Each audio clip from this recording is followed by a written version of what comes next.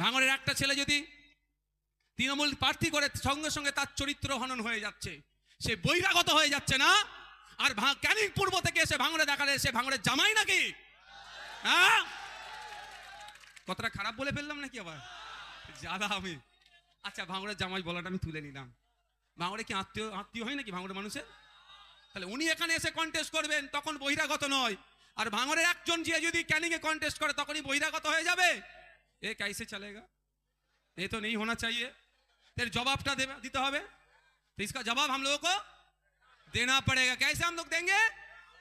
Vote से देंगे।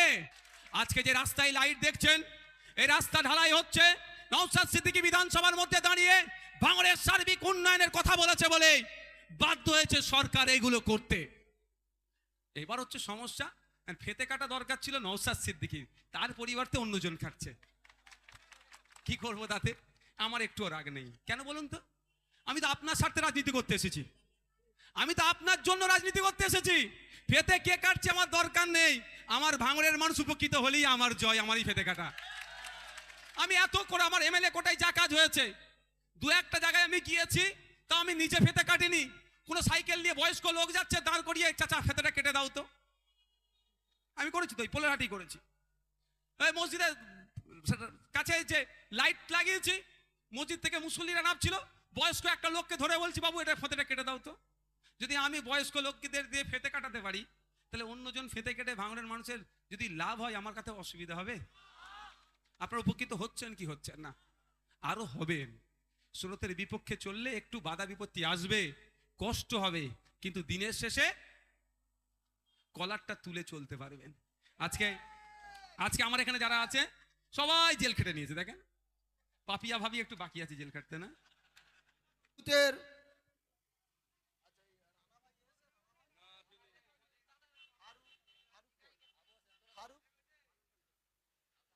185 নম্বর বুথের আমাদের বুথের এক নিষ্ঠ কর্মী, বুথ সভাপতি কোনো কারণবশত আসতে পারিনি, তার জন্য আমাদের বুথের একনিষ্ঠ কর্মী আমাদের আবসেন বাবুকে আমরা উত্তরে দিয়ে বরণ করে নিচ্ছি আমাদের অঞ্চল সভাপতির হাত থেকে।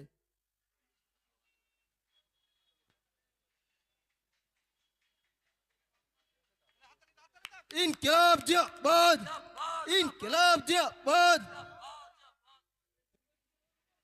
186 নম্বর বুথের বুথ সভাপতি আমাদের শরীফুল ভাইকে উত্তরে দিয়ে বরণ করে নিচ্ছেন আমাদের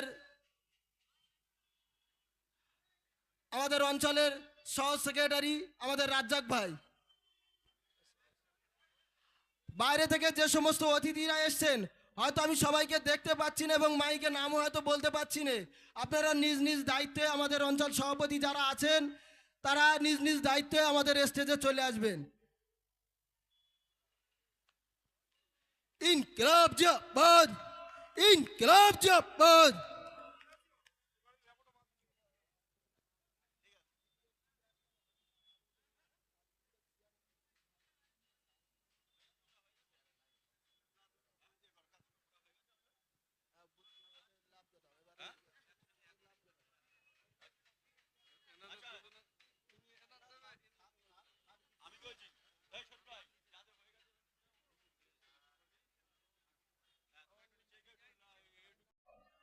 এই ভাই জান জিন্দাবাদ। 175 নম্বর বুথের বুথ সভাপতি আমাদের সুবিদ আলী ভাইকে উত্তরে দিয়ে বরণ করে নিচ্ছেন আমাদের অঞ্চলের সেক্রেটারি সহ সেক্রেটারি রাজ্জাক ভাই।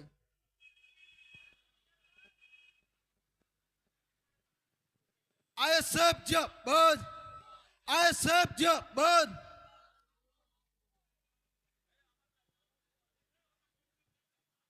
176 নম্বর বুথের বুথ সেক্রেটারি আমাদের মনিরুল ভাইকে উত্তরে দিয়ে বরণ করে নিচ্ছেন আমাদের 170 নম্বর বুথের বুথ সভাপতি আলমগীর ভাই।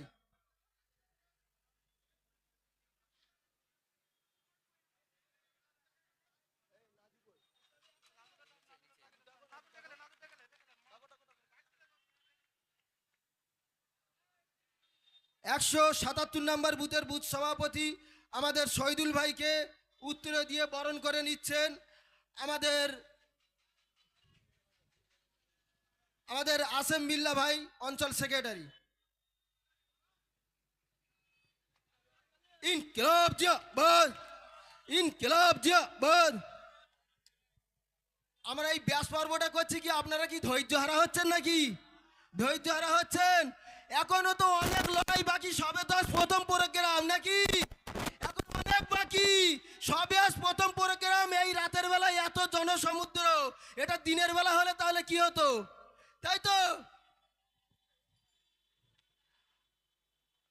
আমাদের আমাদের 178 নম্বর বুথের বুথ সভাপতি আমাদের নিজাম ভাইকে উত্তরে দিয়ে বরণ করে নিচ্ছেন।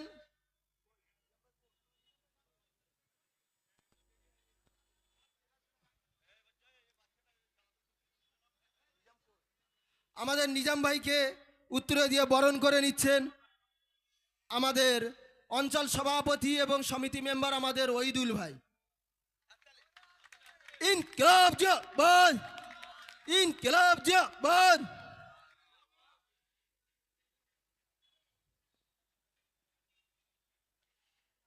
179 নম্বর বুথের বুথ সেক্রেটারি, তাকে উত্তরে পরে আমাদের নাজিরুল ভাই, তাকে উত্তরে পরে বরণ করে নিচ্ছেন আমাদের আসেম বিল্লাহ ভাই অঞ্চল সেক্রেটারি।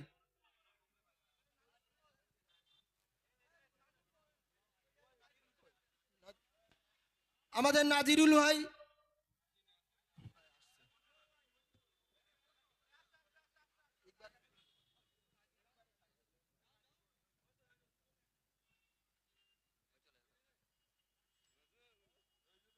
আইএসএফ জিন্দাবাদ, আইএসএফ জিন্দাবাদ।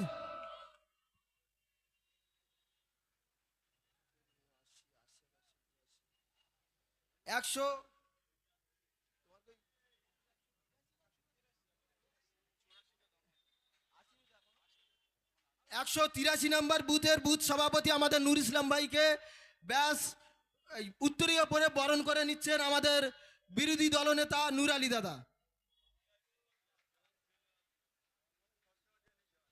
ইনকিলাব জিন্দাবাদ, ইনকিলাব জিন্দাবাদ।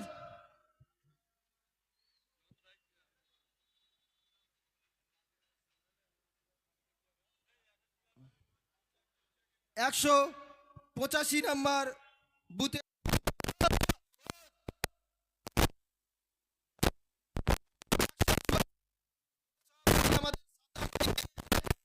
উত্তরে দিয়ে বরণ করে নিচ্ছেন আমাদের অঞ্চল সভাপতি এবং আমাদের সমিতির মেম্বার ওইদুল ভাই।